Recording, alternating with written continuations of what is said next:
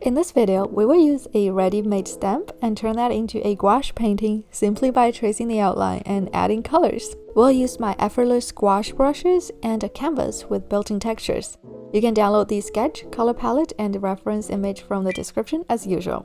I will also link everything that is used for making this painting there. Let's start by opening my gouache canvas with the gouache paper texture overlay. You want to first open the Layers tab and clear the Paint Here layer. That's just an example to show you where to paint. And we will put the majority of our paint on this layer later. On the layer above this, you want to stamp the California Poppy if you have purchased my State Flowers brushes. But if not, it's okay. You can always use my sketch provided for free for this lesson. And when you're done, just resize and align the stamp to the center. And reduce the layer's opacity after this because we want to trace the outlines later.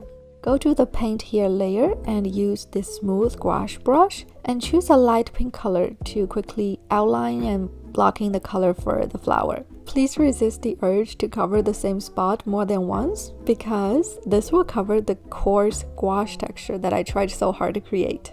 Now the base color is done, we need to add in some shadows. To do that, we will use the textured gouache standard brush. And to pick a color for the shadow, all you need to do is to slide the color picker to the bottom right. This way you will get a darker color. And follow the video for the placement of the shadow.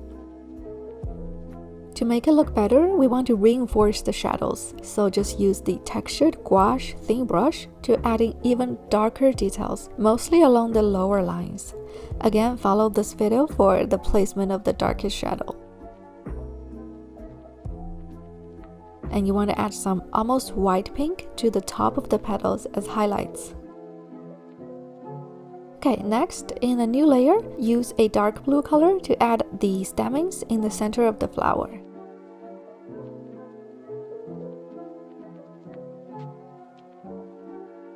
Let's add a new layer and use the same brush and color to trace the stem. Okay, next, use the smooth gouache brush to fill in the leaves. Again, resist the urge to cover the same spot more than once, because this will make the painting look too smooth and not really like gouache anymore. Okay, it's time to add in some details. Let's go back to using the textured gouache thin brush, and we want to add in white details for the stem and flower. Just add some dots in the stamens and add some lines following the shape of the leaves, and then add some dots around the lines.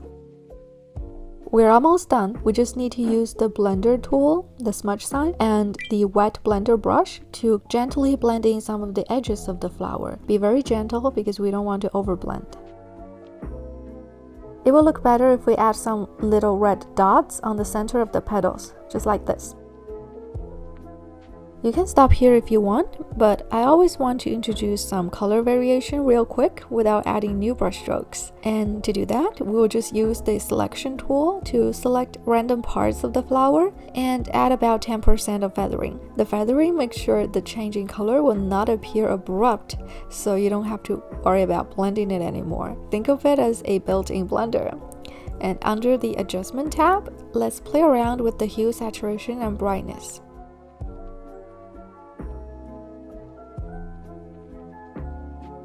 And repeat this step for the stem and leaves if you want.